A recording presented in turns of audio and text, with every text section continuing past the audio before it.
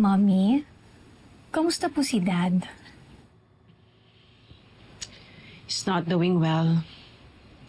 Today was one of his lowest. Pero, di ba sabi niyo po sa kanya kanina na tutulungan niyo po siya? I will. But this time, I will need your help. Ako po, Mommy? Are you willing to do whatever it takes? Even if it means stepping out of your comfort zone. Of course. Anything for you and Dad. I don't want to see him hurt. You have such a good heart, anak. If there's anyone who can help your dad, it's you. Ano po gagawin ko, Mommy? Malalaman mo rin soon. Okay?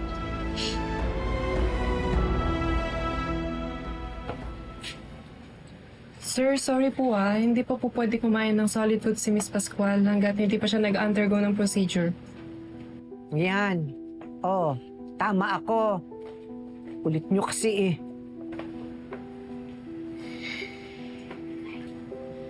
Babalik po ako Dadalhin ko po yung gamot ninyo.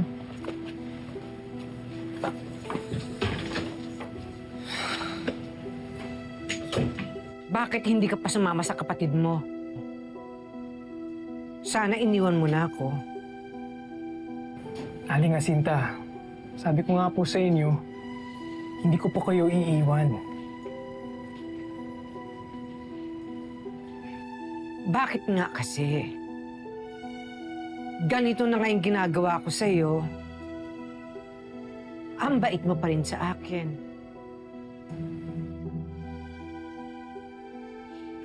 Aling Jacinta, alam ko kung bakit kayo nagkakaganyan. Dahil may sakit po kayo. Pamilya na ang turing ko sa inyo. Kaya, katulad ng sinabi ko, hindi ko po kayo iiwan.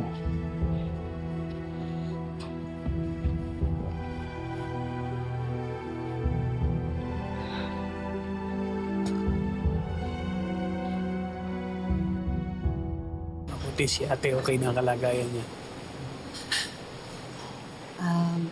Alam mo, hindi ko alam kung ano yung pinagdaanan ninyong magkapatid. Pero hindi ko kayo huhusgahan. Pakiramdam ko lang talaga, lagpas langit yung galit niya sa'yo. Hindi ko siya masisisi kasi talagang may kasalanan naman ako sa kanya.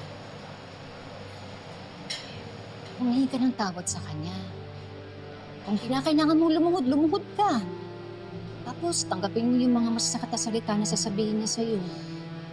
Ano, pakiramdam ko talaga, sobrang nasaktan yung ate mo. Gagawin ko naman talaga yun, Rosel. Pero siyempre, mas importante sa akin na malaman na okay siya.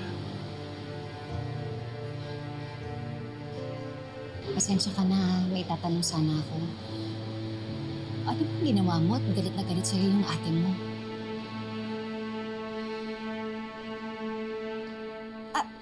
Ito, okay lang. Okay lang kung hindi mo sabihin sa akin, naiintindihan ko naman. Ang mahalaga, inamin mo na ikaw ang may kasalanan. Salamat, Rosel. Naintindihan mo ako. No? Alam mo, napakabait mo. Napakaswerte nung lalaking mamahalin mo.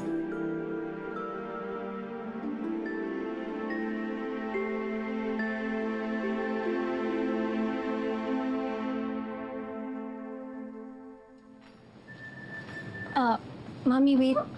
Ano po ba meron at pinaayusan niyo po ako? May event po ba? Asan nga po ba si Daddy? Putam naman po siya, no? No, sweetheart. Your dad won't be here tonight. So, ano po gagawin natin dito? Di ba sinabi ko naman sa'yo, may papakilala ako sa'yo? Sino po? Makikilala mo rin siya. In fact, he's waiting for you. So, come, let's go. Dahan-dahan lang po sa paglakad. Hindi po tayo nagmamadali. Hindi mo naman ako kailangang alalayan.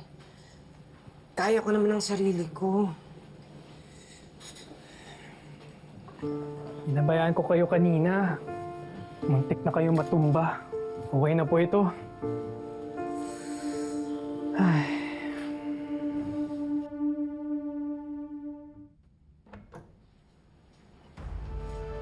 Madam, may bisita po kayo.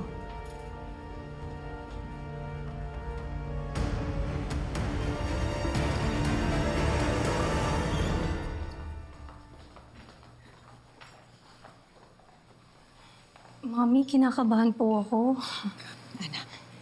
You have nothing to worry about. You know, he's kind, he's generous. I'm sure you will like him.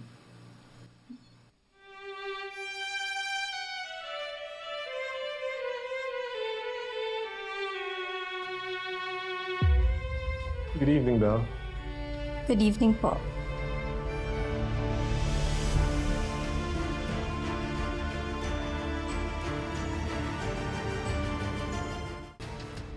Chito, this is my daughter, Belle.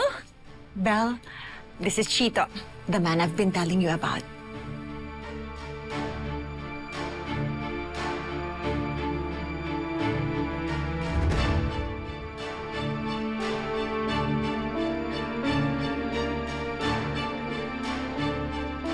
It's lovely to finally meet you.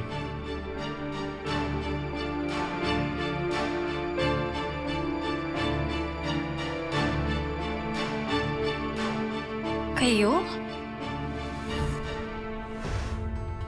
Let's give a warm round of applause to Mr. Chito Alarcon. Belle,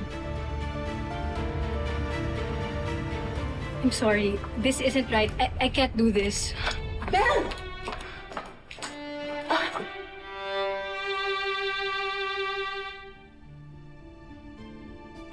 Chito, I'm sorry. I'll go after her. Just wait here, okay? Babalik ko siya dito. Sandali lang. Belle!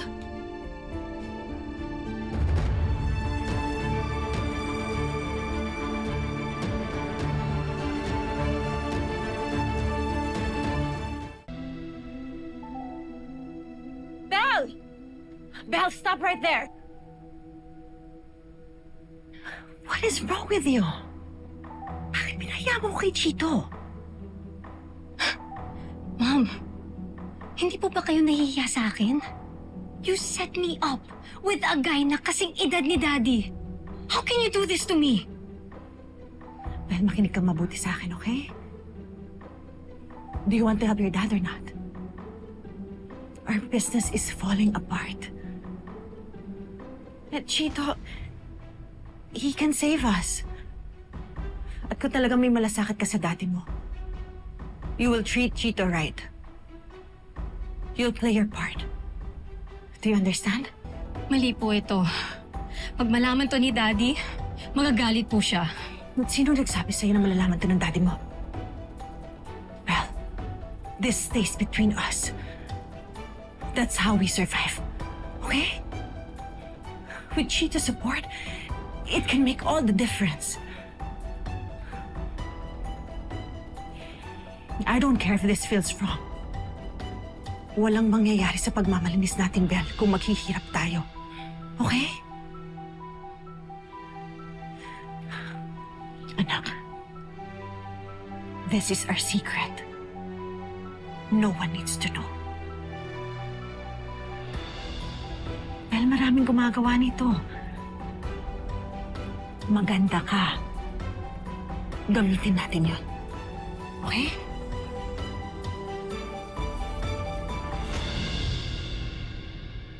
I'm sorry.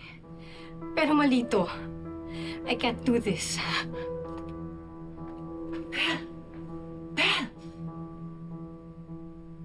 Sorry, Rochelle, kasi talagang hiya na ako sa'yo.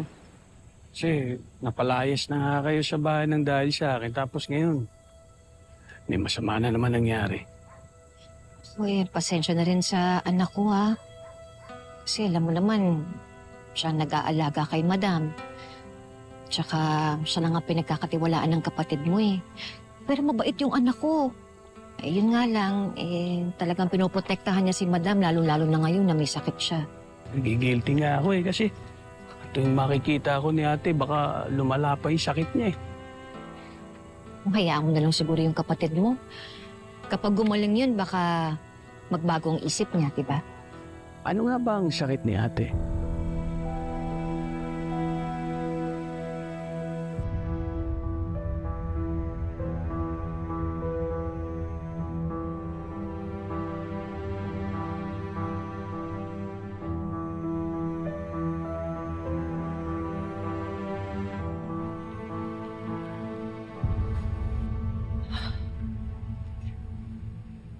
Chico, I'm really, really sorry. But Belle just probably panicked. Don't worry. I will handle her. Kakausapin ko siyang mabuti. Promise.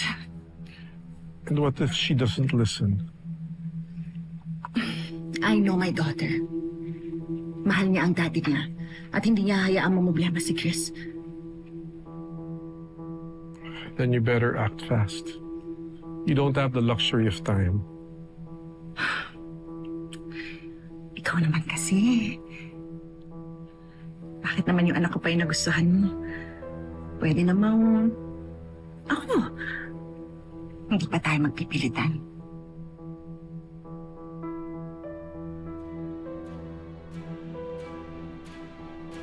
I don't want to say anything that might sting. Talk to her. Make her understand. Let's not waste each other's time.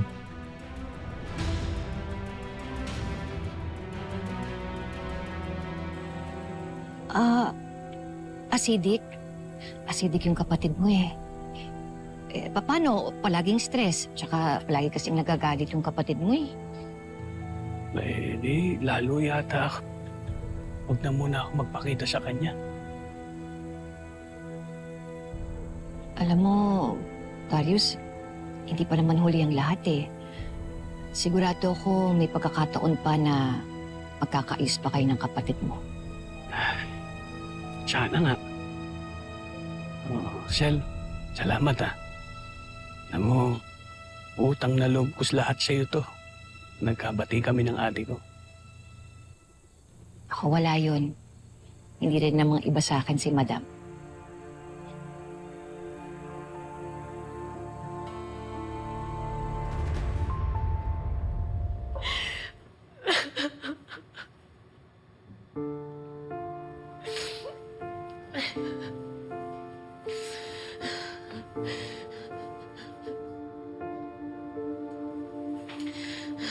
Bel?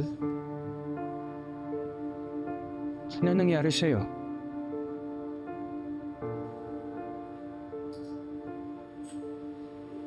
Oh. May problema ba?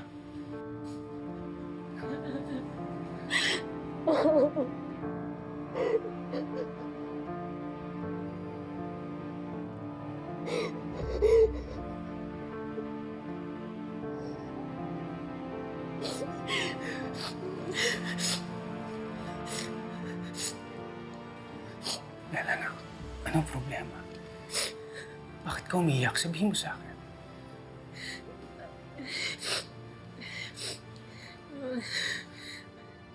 Bella, kahit ano pa yan.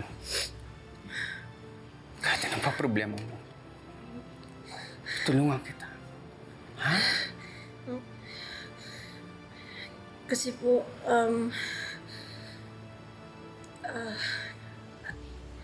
akala ko po magiging number 1 po ako sa class. Yun pala po, iba. Kaya na-frustrate lang po ako kasi yan po dapat yung surprise ko para sa inyo ni Mommy.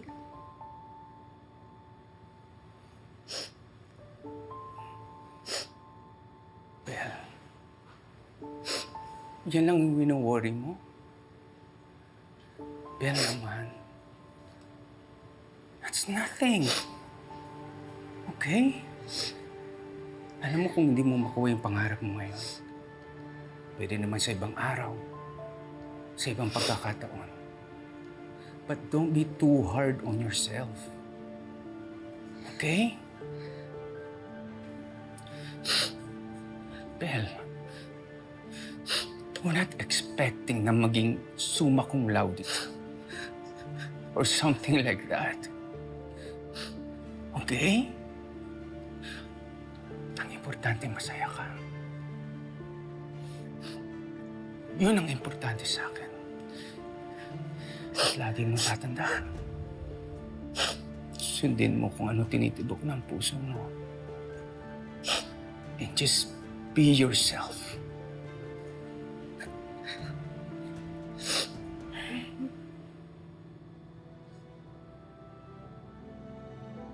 Thank you. Thank you, Dad. Oh, Belle. Daddy's always here for you, huh? Always.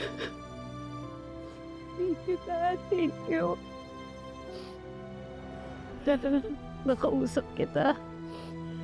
Lima na kasi yung ko. Kahit anong bigat ang nararamdaman ko, nawawala akin dahil sa'yo. Thank you, Dad. Thank you. Thank you.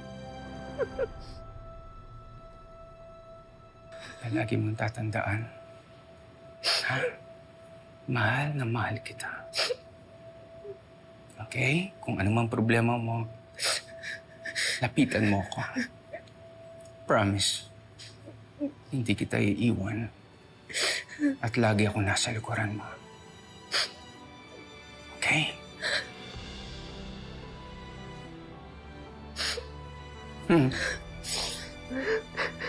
Ay, nako.